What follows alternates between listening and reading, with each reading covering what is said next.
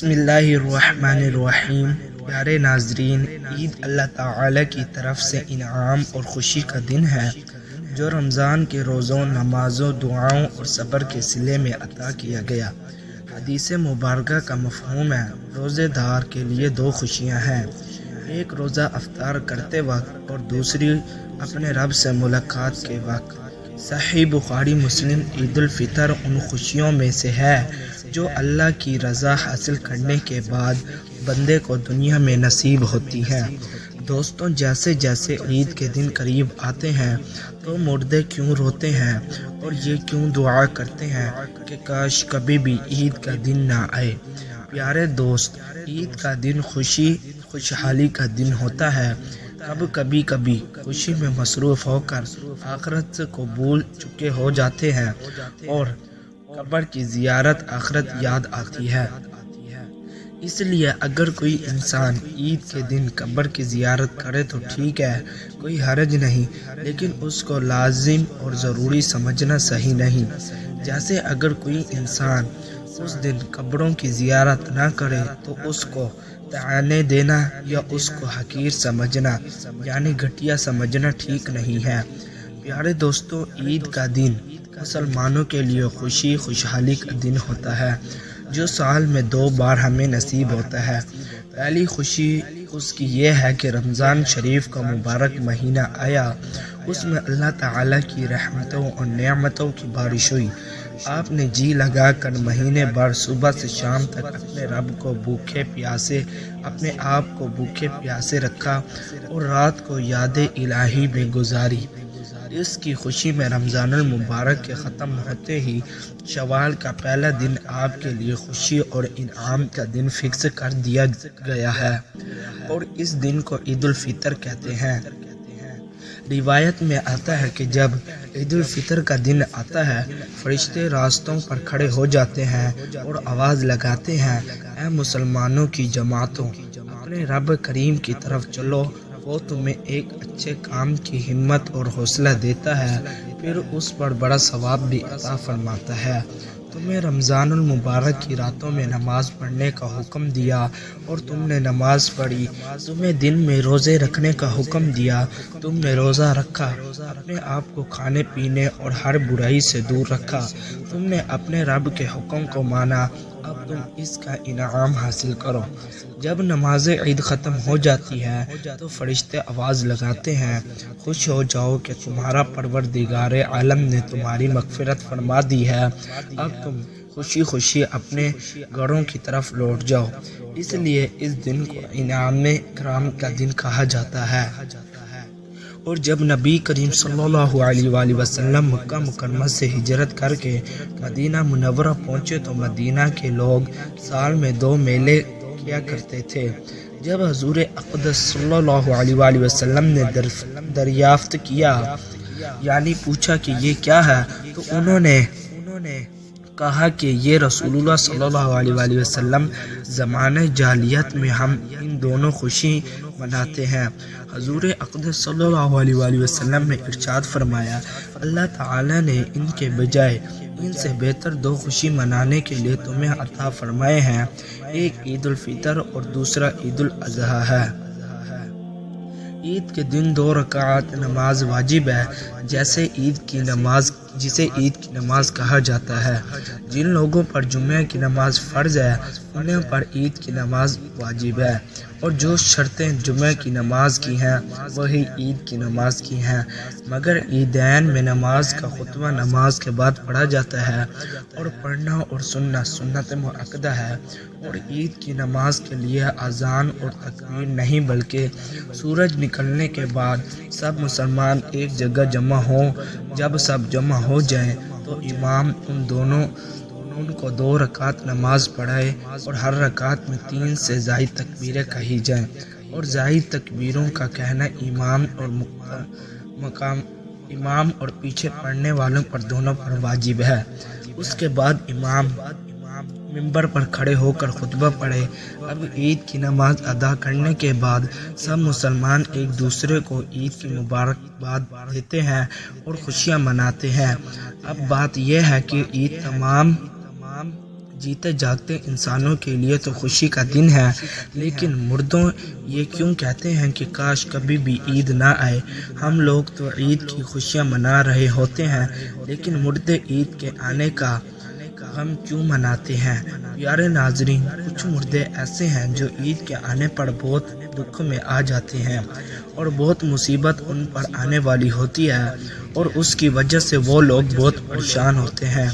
جب ہم لوگ ادھر ادھر شاپنگ کر رہے ہوتے ہیں، گھوم پھر رہے ہوتے ہیں، ہم لوگوں کو عید آنے کی خوشی ہوتی ہے کہ عید جلدی آ جائے، لیکن مردوں کے عید آنے کا دکھ ہوتا ہے۔ آپ نے ارشاد فرمایا کہ اگر کوئی انسان رمضان کے مہینے میں انتقال کرتا ہے تو اس کے اوپر عذاب نہیں ہوتا، اور قبر میں اس سے سوال جواب نہیں کیا جاتا، چاہے وہ کتنا ہی گناہگار بندہ ہو۔ کس کا رمضان میں انتقال ہو جائے تو رمضان کے مہینے کی برکت اس کو یہ ملتی ہے کہ رمضان بھر اس سے نہ سوال جواب ہوتے ہیں اور نہ ہی رمضان بھر اس پر کوئی عذاب نازل کیا جاتا ہے۔ اور جیسا کہ حدیث پاک کا مفہوم ہے کہ گناہگار انسان کی قبر کے اندر مردے کے لیے جہنم کی کھڑکی کھول دی جاتی ہے، اور وہ مردہ قبر کے اندر جہنم کی تپش کو محسوس کرتا ہے۔ تو جو گناہگار مردے ہوتے ہیں وہ اس طرح سے جہنم کے عذاب کو اور گرمی کو قبر کے اندر محسوس کرتے ہیں، لیکن جب رمضان کا مہینہ آتا ہے تو آپ نے ارشاد فرمایا کہ جب رمضان کا چاند دیکھا جاتا ہے تو جنت کے دروازوں کو کھول دیا جاتا ہے اور جہنم کے دروازوں کو بند کر دیا جاتا ہے، قبر سے عذاب اٹھا لیا جاتا ہے اور اللہ تعالیٰ کی رحمتوں کا نزول ہوتا ہے۔ یہ ساری چیزیں ہوتی ہیں تو جو مردہ ہوتا ہے اس کو بڑی راحت ملتی ہے۔ رمضان کے آنے سے مردہ بڑا خوش ہوتا ہے کہ ہمارے اوپر سے عذاب اٹھا لیا گیا، جو قبر کے اندر ہمارے لیے جہنم کے دروازے کھلے ہوئے تھے وہ دروازے بند کر دیے گئے ہیں، تو وہ مردہ بڑی راحت محسوس کرتا ہے۔ اب سوال یہ پیدا ہوتا ہے کہ جن لوگوں کے اوپر سے اللہ تعالیٰ نے رمضان میں عذاب اٹھا لیا تو عید کے بعد ان کے اوپر عذاب لاگو ہوتا ہے۔ پیارے دوستو، کچھ مردے تو ایسے ہوتے ہیں جن کے اوپر عذاب دوبارہ نازل نہیں ہوتا، لیکن بہت سارے مردے ایسے ہوتے ہیں جن کے اوپر عید کے دن ہی جیسے ہی رمضان کا مہینہ ختم ہوتا ہے فوراً پہلے کی طرح سے عذاب شروع ہو جاتا ہے، جیسے پورا سال وہ لوگ قبر میں سزا اور عذاب بھگتے رہے ہوتے ہیں اور وہ مردے عذاب میں پھر شامل ہو جاتے ہیں۔ کچھ علماء کا کہنا ہے کہ جب کوئی انسان رمضان کے مہینے میں انتقال کرتا ہے تو اس سے قبر میں سوال جواب نہیں ہوتے، اور جب ایک مرتبہ اللہ تعالیٰ کسی کے اوپر سے عذاب کو ہٹا لے تو پھر دوبارہ ان پر عذاب لاگو نہیں کرتا، بشرطے کہ اس لیے کوئی اہل عیال ثواب کر رہا ہو یا مغفرت کی دعا کر رہا ہو۔ مردے کو اس کے اعمال کے مطابق سزا دی جاتی ہے۔ جو لوگ مسلمان ہوتے ہیں اور گناہگار ہوتے ہیں تو اللہ تعالیٰ ان کو ان کے گناہوں کی وجہ سے سزا دیتا ہے، اور جب اللہ تعالیٰ چاہتا ہے تو ان کو معاف کر دیتا ہے۔ رمضان میں ان سے عذاب ہٹا لیتا ہے، اور پھر اللہ تعالیٰ اگر چاہے تو ان کو معاف کر دے اور اگر چاہے تو پھر ان کو عذاب دیتا ہے۔ جو لوگ مسلمان نہیں ہوتے بلکہ کافر اور مشرک ہوتے ہیں تو اللہ تعالیٰ ان پر رمضان کے بعد جیسے ہی عید کا چاند نظر آتا ہے ان پر عذاب حاوی کر دیتا ہے، اور وہ پھر سے پورا ہی سال عذاب میں گرے رہتے ہیں۔ پیارے دوستوں، جب رمضان کا مہینہ ختم ہوتا ہے تو رمضان کی برکتیں بھی ختم ہو جاتی ہیں، شیطان کو قید سے رہا کر دیا جاتا ہے، مردوں پر سے رحمی کا معاملہ ختم ہو جاتا ہے، جہنم کے دروازے جو رمضان میں بند تھے رمضان کے جانے کے بعد کھول دیے جاتے ہیں، جنت کے دروازوں کو اللہ تعالیٰ بند فرما دیتا ہے۔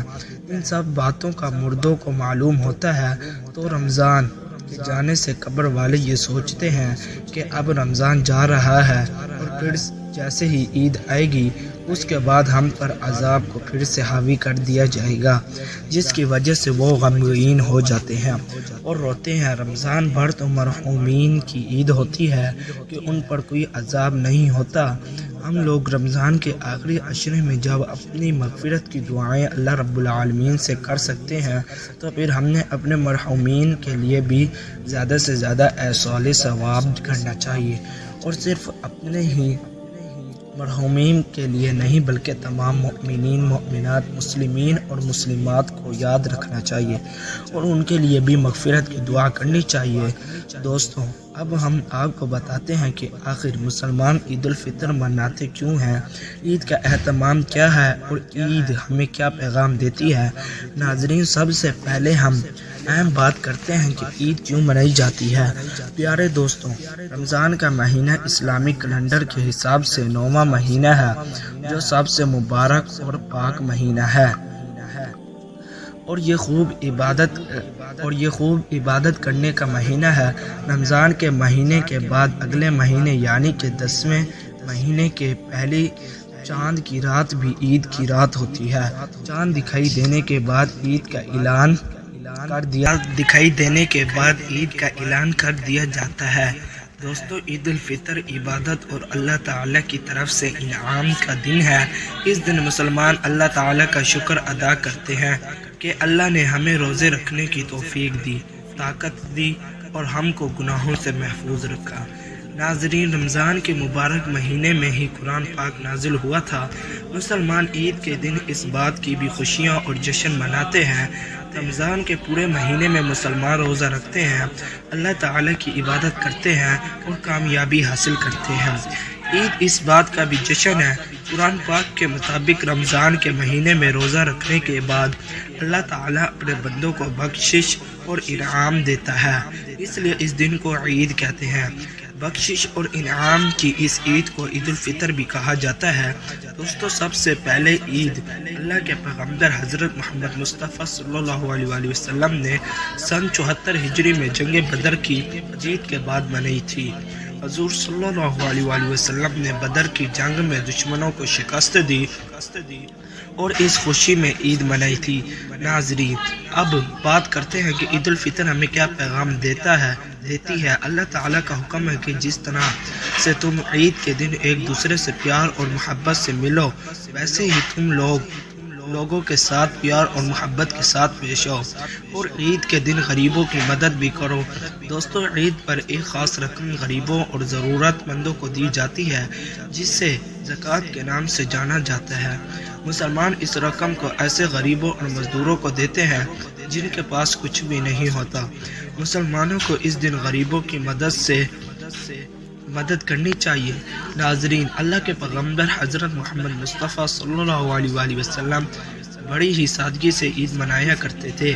ایک بار حضور صلی اللہ علیہ وسلم عید کے دن صبح سویرے فجر کی نماز کے بعد عیدگاہ کی طرف جا رہے تھے۔ راستے میں آپ نے دیکھا کہ ایک چھوٹا سا بچہ ایک کونے میں اداس بیٹھا ہے، جبکہ باقی بچے کھیل رہے ہیں اور خوشیاں منا رہے ہیں۔ نبی کریم صلی اللہ علیہ وسلم نے اس بچے کے قریب گئے اور نرمی سے پوچھا، بیٹا تم کیوں اداس ہو؟ بچے نے جواب دیا، یا رسول اللہ صلی اللہ علیہ وسلم، میری ماں باپ دونوں دنیا سے چلے گئے ہیں، میرے پاس نئے کپڑے نہیں، نہ عید کی خوشیاں منانے کے لیے کچھ ہے، اس لیے میں اکیلا بیٹھا ہوں۔